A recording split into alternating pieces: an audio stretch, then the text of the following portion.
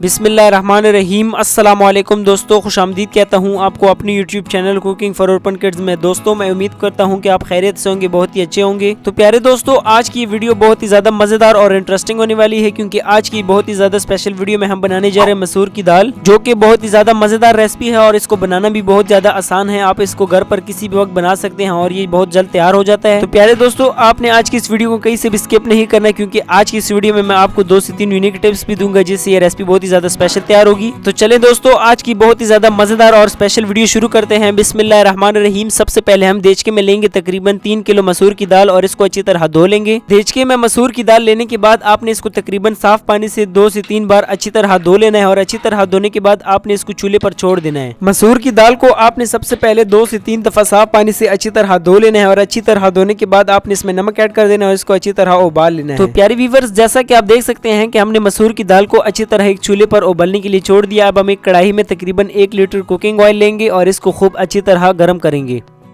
अल्हम्दुलिल्लाह दोस्तों, जैसा कि आप देख सकते हैं कि कुकिंग ऑयल खूब अच्छी तरह गर्म हो चुका है। अब हम इसमें तकरीबन 1.25 किलो प्याज ऐड करेंगे और इसको खूब अच्छी तरह फ्राई करेंगे। प्याज फ्राई करते वक्त आपने कुछ जरूरी बातों का ख्याल रखना है। सबसे पहले आपने इस बात का जरूरी ख्याल रखना है कि आपने प्याज को ब्राउन होने तक अच्छी तरह फ्राई करना है। तो प्यारे व्यूअर्स, अब हम इस प्याज को खूब अच्छी तरह मिक्स करेंगे और अच्छी तरह मिक्स करने के बाद इसको हम अच्छी तरह फ्राई भी करेंगे, ताकि इसका रंग अच्छी तरह ब्राउन हो जाए और ये अच्छी तरह पक जाए। प्यारे दोस्तों, आपने प्याज को ना ज्यादा फ्राई करना है और ना ही कम फ्राई करना है। आपने इसको अच्छी तरह गोल्डन फ्राई होने तक चूल्हे पर छोड़ देना है और इसी के साथ साथ आपने इसको वक्फे से अच्छी तरह मिक्स भी करते रहना है। तो प्यारे दोस्तों, जैसा कि आप देख सकते हैं कि प्याज का रंग अच्छी तरह ब्राउन हो चुका है। अब हम इसमें तकरीबन 2 सर्विंग स्पून कोटा हुआ लहसुन शामिल करेंगे और इसको खूब अच्छी तरह मिक्स भी करेंगे। कढ़ाई में लहसुन ऐड करने के बाद इसको हम खूब अच्छी तरह मिक्स करेंगे और अच्छी तरह मिक्स करने के बाद इसकी तकरीबन 2 से 3 मिनट तक अच्छी तरह बुनाई भी करेंगे। प्यारे दोस्तों, लहसुन की बुनाई करते वक्त आपने कुछ जरूरी बातों का ख्याल रखना है। सबसे पहले आपने इसको वक्फे से अच्छी तरह मिक्स करते जाना है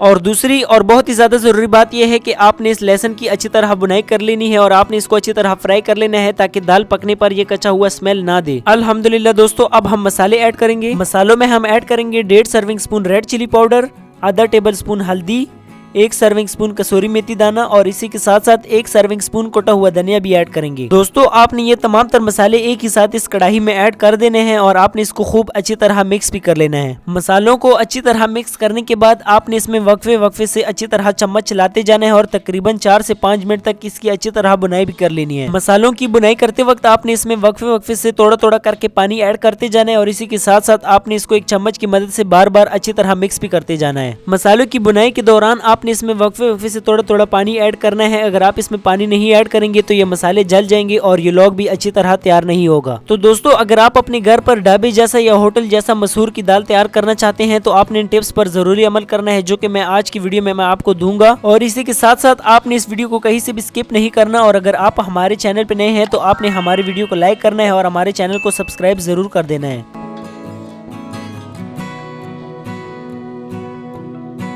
अल्हम्दुलिल्लाह दोस्तों, मसालों की भी अच्छी तरह बुनाई हो चुकी है और जो दाल हमने उबलने के लिए छोड़ा था वो भी अच्छी तरह उबल चुका है और नरम हो चुका है। अब हम इसमें लौग ऐड करेंगे। एक बड़े से देचके में मसूर की उबली हुई दाल और लौग ऐड करने के बाद आपने इसको खूब अच्छी तरह मिक्स कर लेना है और अच्छी तरह मिक्स करने के बाद आपने इसको तकरीबन 8 से 10 मिनट तक लो फ्लेम पर अच्छी तरह पका लेना है। तो प्यारे दोस्तों, आपने इसके ऊपर ढक्कन लगा देना है और आपने इसको तकरीबन 8 से 10 मिनट तक अच्छी तरह दम पर पका लेना है। तो प्यारे दोस्तों, अब मैं आपको चंद यूनिक टिप्स दे देता हूँ। अगर आप इन टिप्स पर अमल करेंगे तो आप अपने घर पर होटल जैसी मसूर की दाल तैयार कर सकेंगे और आपके घर वाले खुसूसन छोटे बच्चे बहुत ही ज्यादा शौक से खाएंगे और एंजॉय करेंगे। प्यारे व्यूअर्स, हमारी आज की रेसिपी की चंद टिप्स ये हैं कि आपने ना इसमें कोई अदरक और टमाटर ऐड करना है और ना ही ज्यादातर मसाले ऐड करने हैं, बल्कि आपने इसी सादे तरीके से मसूर की दाल तैयार कर लेनी है और इसको सर्व कर लेना है। और प्यारे दोस्तों, आपने यूट्यूब पे बहुत ही ज्यादा वीडियोस पे देखा होगा कि आपने मसूर की दाल में टमाटर, अदरक और दीगर मसाले ऐड करने हैं, लेकिन आपने इसमें बिल्कुल भी मसाले और अदरक वगैरह नहीं ऐड करना, बल्कि आपने इसको सादा तरीके से इसी तरह तैयार कर लेना है। तो प्यारे दोस्तों, हमारी आज की बहुत ही ज्यादा स्पेशल और बहुत ही मजेदार रेसिपी मसूर की दाल तैयार है और मैं उम्मीद भी करता हूं कि आपको हमारी आज की वीडियो पसंद आई होगी। दोस्तों, अगर आपको हमारी आज की वीडियो पसंद आई है तो आपने हमें कमेंट बॉक्स में अपनी राय से जरूर आगाह करना है और आपने एक खूबसूरत सा कमेंट जरूर कर देना है। तो प्यारे दोस्तों, हमारी आज की रेसिपी तैयार है। अब हम इसको दुआ पढ़ने के बाद अपने इंस्टीट्यूट के बच्चों को खिलाएंगे और उनको ये सर्व करेंगे। तो प्यारे दोस्तों, ये थी हमारी आज की वीडियो और रेसिपी और मैं उम्मीद भी करता हूँ कि आपको हमारी आज की वीडियो और रेसिपी दोनों बहुत ज्यादा अच्छी लगी होंगी। तो गाइज, अगर आपको हमारी आज की वीडियो और रेसिपी अच्छी लगी है तो आपने इस वीडियो को ज्यादा से ज्यादा शेयर करना है और इसी के साथ साथ आपने हमारे यूट्यूब चैनल को ज्यादा से ज्यादा लाइक, शेयर और सब्सक्राइब जरूर करना है। मिलते हैं बहुत जल्द एक नई वीडियो एक नई रेसिपी के साथ। तब तक अपना रखिए बहुत सारा ख्याल। अल्लाह हाफिज, फी अमानिल्लाह।